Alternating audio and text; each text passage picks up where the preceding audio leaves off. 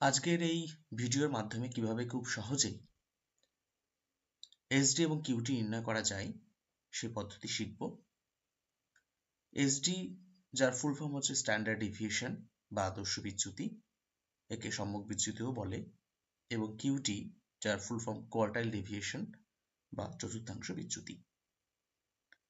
প্রথমে এসডি কি করে নির্ণয় করা হয় এটা শিখব। এসডি নির্ণয় করতে হলে বা যে কোনো অঙ্ক করতে হলে আনগ্রুপ ডেটা বা গ্রুপ ডেটা লাগে। যেহেতু আমরা গ্রুপ ডেটা পেয়ে গেছি, সেই গ্রুপ ডেটা দিয়েই আমরা এসডি করব এবং কিউটি করব। এসডি বা কিউটি করার ক্ষেত্রে যে গ্রুপ ডেটা, দুটি বিষয় কমন থাকে, সেটা হচ্ছে স্কোর এবং হচ্ছে ফ্রিকোয়েন্সি। এই দুটি বিষয় কমন থাকবে যে কোনো অঙ্ক ক্ষেত্রেই, বিশেষ করে গ্রুপ ডেটার ক্ষেত্রে এই দুটি বিষয় বা ইনফরমেশন, স্কোর এবং ফ্রিকোয়েন্সি থাকবেই, যার মাধ্যমে আমরা অঙ্ক করব। এসডি নির্ণয় করা ভীষণই সোজা। যারা গড় বা মিন বের করেছো বা বের করতে পারো, তাদের ক্ষেত্রে এসডি নির্ণয় করা খুবই সহজ ব্যাপার। গড়ের ক্ষেত্রে আমরা সামেশন এফএক্স ড্যাশ এটা বের করি, আর এসডির ক্ষেত্রে এই সামেশন এফএক্স ড্যাশ এটার পাশাপাশি সামেশন এফএক্স ড্যাশ তার স্কোয়ার, এই বিষয়টিও আমাদের বের করতে হবে। মিনের ক্ষেত্রে যেহেতু তোমরা জানো এই পর্যন্ত সামেশন এফএক্স ড্যাশ কিভাবে নির্ণয় করতে হয়, তাই নতুন করে আর এসডির ক্ষেত্রে আমি বলছি না। যেটুকু জানো না বা যেটুকু জানতে হবে এসডির ক্ষেত্রে, সেটুকুই বলবো শুধুমাত্র। এখানে এফএক্স ড্যাশ স্কোয়ার কি করে বের করতে হয় সেটা বলবো। দেখো, এই এক্স ড্যাশ এবং এফএক্স ড্যাশের এক্স ড্যাশ এই দুটোকে যদি গুণ করি, তাহলে আমরা পাবো এক্স ড্যাশ স্কোয়ার, আর এফ তো আছেই। অর্থাৎ এই যে দুটো কলাম, এই দুটো কলামকে আমাকে গুণ করে এফএক্স ড্যাশ স্কোয়ারটা নির্ণয় করতে হবে। তাহলে কি করতে হবে আমাদের?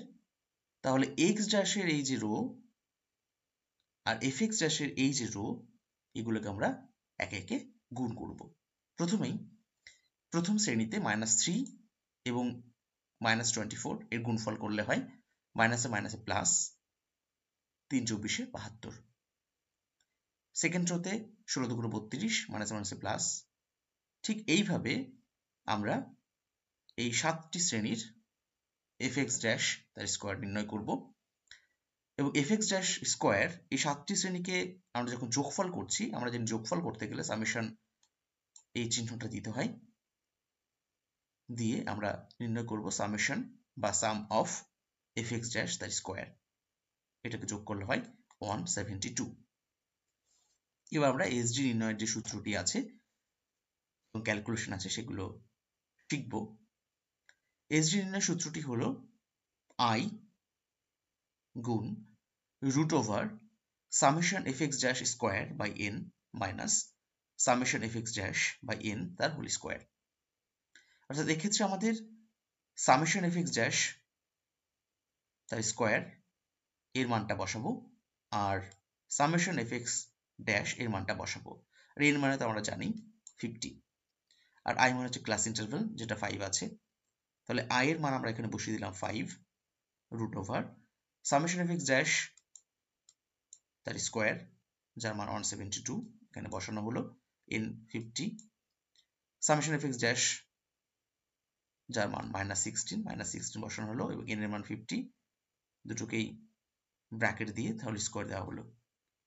এ পর্যন্ত নিশ্চয়ই তোমরা বুঝতে পেরেছো। এবার ক্যালকুলেশন করব।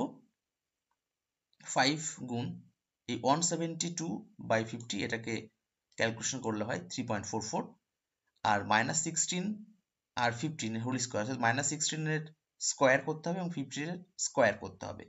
তো -16 এর স্কোয়ার করলে হয় 256, এখানে মাইনাস গুণ মাইনাস তাহলে হয়ে যায় প্লাস, সেক্ষেত্রে প্লাস চিহ্ন বসে না, অনেক ক্ষেত্রে এখানে ভুল করে, -16 এর স্কোয়ার করতে গিয়ে -256 বা মাইনাস চিহ্নটা এখানে উল্লেখ করে, কিন্তু মাইনাস চিহ্ন উল্লেখ হবে না, যেহেতু -16 দুবার গুণ করতে হবে, -16 ইন্টু -16, সেক্ষেত্রে মাইনাস মাইনাসে প্লাস হয়ে যায়। আর 50 স্কোয়ার করলে হয় 2500। ওকে, এবার এই যে ক্যালকুলেশনটা এটা আমরা করলে হয় 0.10। এই দুটোকে বিয়োগফল করলে হয় √3.34।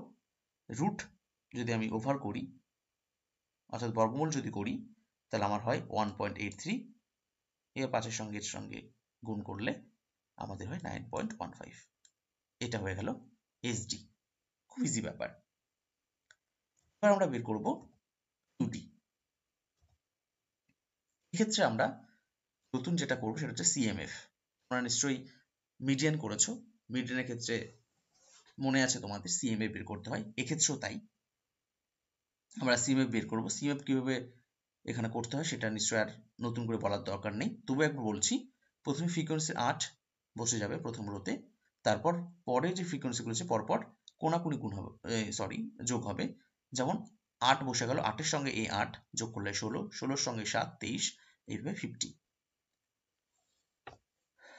এবার কিউডি বের করতে হলে আমাদের যে সূত্রটি ব্যবহার করতে হবে সেটা হচ্ছে Q3 minus Q1 by 2। Q3 এর মান হচ্ছে P75, Q1 মানে হচ্ছে P25, আর Q2 অর্থাৎ P50 বা মিডিয়ান। প্রথমে আমরা Q1 বের করব, অর্থাৎ P25। এই সূত্রটা দেখো একদম মিডিয়ানের মতোই, যেখানটায় একটুখানি পার্থক্য সেটা হলো এখানে n/2 ছিল মিডিয়ানের ক্ষেত্রে, সেটা P25 এর ক্ষেত্রে বা Q1 এর ক্ষেত্রে n/4 হবে।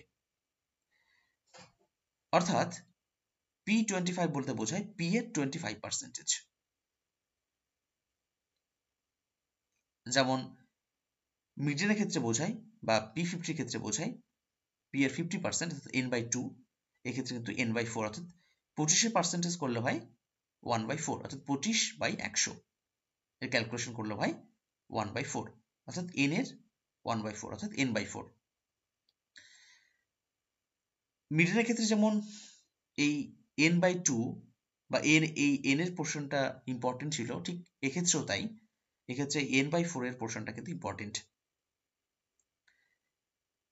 n/4 মানে হচ্ছে 50/4 বা 50/4 সমান 12.5। এই 12.5 আমরা দেখব সিএমএফ এর কোথায় আছে। একদম প্রথম রোতে দেখো 8 আছে, নিশ্চয়ই এখানে 12.5 থাকবে না, কিন্তু পরের রোতে দেখো 16 আছে, অর্থাৎ এর মধ্যে কিন্তু এই 12.5 আছে, অর্থাৎ এই যে শ্রেণীটা, এই শ্রেণীটা কিন্তু ইম্পর্টেন্ট। এবার এটার উপর ডিপেন্ড করে আমাদের সমস্ত স্কোর বসবে। প্রথমে আমরা এলএল দেখব, অর্থাৎ লোয়ার লিমিট। লোয়ার লিমিট কত হবে না 12.5 যেখানে আছে, অর্থাৎ এই শ্রেণীর লোয়ার লিমিট। লোয়ার লিমিট কি করে বের করতে তোমরা নিশ্চয়ই জানো, যে স্কোরটা ছোট আছে সেই স্কোরের সঙ্গে 0.5 বিয়োগ করতে হয়, অর্থাৎ এর সঙ্গে 0.5 বিয়োগ করলে 14.5। দেখো 14.5। তারপরে কি আছে এফ। এফ মানে হচ্ছে যেখানে আমাদের এই 12.5 অর্থাৎ n/4 আছে তার উপরের সিএমএফ, অর্থাৎ নিচের শ্রেণীর সিএমএফ। 8 আমরা এখানে পাবো, এই যে সিএমএফ 8, এফ পেয়ে গেলাম। এবার আমরা ছোট হাতের এফ পাবো, সেটা হচ্ছে এই n/4 যেখানে আছে সেই শ্রেণীর সিএমএফ, অর্থাৎ 8। দেখো এখানে এই 8 পেয়ে গেছি। আর আই মানে হচ্ছে 5, অর্থাৎ ক্লাস ইন্টারভ্যাল হচ্ছে 5। এখানে দেখো আমি ডেসক্রিপশন আপনারা লিখে দিয়েছি, তোমরা নিশ্চয়ই দেখতে পাচ্ছ। তাহলে স্কোরগুলো সব পেয়ে গেলাম আমি। এবার আমি ক্যালকুলেশন করব। প্রথম 14.5 এলএল ছিল, n/4 12.5, এফ ছিল 8, তারপরে ছোট এফ ছিল 8, তারপরে আই ছিল 5। এটাকে ক্যালকুলেশন প্রথমেই বলেছি, এই পোর্শনটাকে আমরা ক্যালকুলেশন করে নেব। এই পোর্শনটাকে ক্যালকুলেশন করে দেখো 2.81 হয়, এর সঙ্গে 14.5 যোগ করলে হয় 17.31। এটা আমাদের P55, সরি P25 অর্থাৎ Q1 পেলাম, এবার করতে হবে আমাদের P75।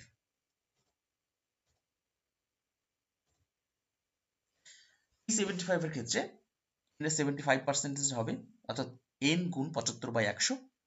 75/100 কে করলে হয় 3/4, অর্থাৎ 3n/4। দেখো এখানে 3n/4 আছে। এক্ষেত্রেও এই পোর্শনটা কিন্তু ভীষণ ইম্পর্টেন্ট। প্রথমে এটাই আমরা ক্যালকুলেট করে নেব। 3n/4 করলে হয়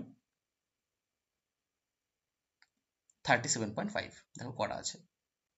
3n/4 অর্থাৎ 3 × 50/4 ইকুয়াল টু 37.5, অর্থাৎ ক্যালকুলেশন করলে হয় কিন্তু 37.5। এবার এই যে 37.5 পেলাম আমরা, এই 37.5 CMF এর কোথায় আছে? দেখো এই যে 41 এর মধ্যে আছে। অর্থাৎ এক্ষেত্রে এই যে শ্রেণী আছে 30 থেকে 34, এর মধ্যে কিন্তু আমাদের ক্যালকুলেশন করতে হবে। প্রথমে যেটা করতে হবে নিশ্চয়ই আগেও বলেছি, LL অর্থাৎ লোয়ার লিমিট। লোয়ার লিমিট কি আছে দেখো এখানে লেখাও আছে, আমি ডিটেলস এখানে সবকিছু লিখেও দিয়েছি। লোয়ার লিমিটটা কি হবে? যে শ্রেণীতে এই 37.5 আছে সেই শ্রেণীর লোয়ার লিমিট অর্থাৎ 29.5। দেখো 29.5, 37.5 বসে গেছে 3n/4 এর। আচ্ছা এফ কোথায় হবে? এর ওপরের শ্রেণী, অর্থাৎ এটা হচ্ছে 30 থেকে 34, এর নিচের শ্রেণী হচ্ছে 25 থেকে 29। এই শ্রেণীর তে যে সিএমএফটা আছে সেটা হচ্ছে এফ হবে, বড় হাতের এফ। 31 বসে গেছে। আর ছোট হাতের এফ যেটা হবে, এই ছোট হাতের এফটা এটা হবে যে শ্রেণীতে 37.5 সিএমএফ আছে সেই শ্রেণীর ফ্রিকোয়েন্সি পরিসংখ্যা, এটা 10 আছে, 10 হবে। আচ্ছা এই যে 10 হবে, আর আই মানে আমরা জানি 5। তাহলে এক্ষেত্রেও তাই সেম একই, এইটুকু আগে করবো, এটুকু করলে হয় 3.25। টোটাল ক্যালকুলেশন করলে হয় 32.75। দেখো খুব ইজিলি কিন্তু আমরা P25 এর মতোই P75 বা Q3 আমরা পেয়ে গেলাম। এবার বাকি যে পোর্শনটুকু অর্থাৎ Q এর যে সূত্র ছিল Q3 - Q1 বা P75 - 25/2, আমরা মান পেয়ে গেছি। P75 বা Q3 মান পেয়েছি 32.75, সেটা আমরা বসালাম। আর P25 বা Q1 এর মান পেয়েছি 17.31, সেটাও বসালাম। দুটোকে বিয়োগ করে 2 দিয়ে ভাগ করলে আমাদের হয় 7.72, অর্থাৎ আমাদের কিউটি কমপ্লিট করা হয়ে গেল। দেখো কত ইজিলি ভাবে কিউডি নির্ণয় করা যায় এবং আগে এসডি নির্ণয় করা যায়। তোমরা খুব ইজিলি এটা করতে পারবে। একটু কনসেন্ট্রেট করবে, ক্যালকুলেশন করতে গেলে কনসেন্ট্রেট তো করতেই হয়, তোমরা জানোই। তা যাদের অঙ্ক নিয়ে ভয় ছিল, আশা করছি এই ভিডিও দেখার পর সেই অঙ্কের প্রতি ভীতিটা কেটে যাবে। ও লাস্টে যেটা বলতে হবে সেটা হলো, যেহেতু একটা প্রজেক্টের মান বের করছো অর্থাৎ প্রজেক্ট করছো, তাই প্রজেক্টের ক্ষেত্রে ভ্যালুস অফ ডেটা অর্থাৎ যা যা ক্যালকুলেশন করেছো সেই ক্যালকুলেশনের মান তোমাদের বসাতে হবে। দেখো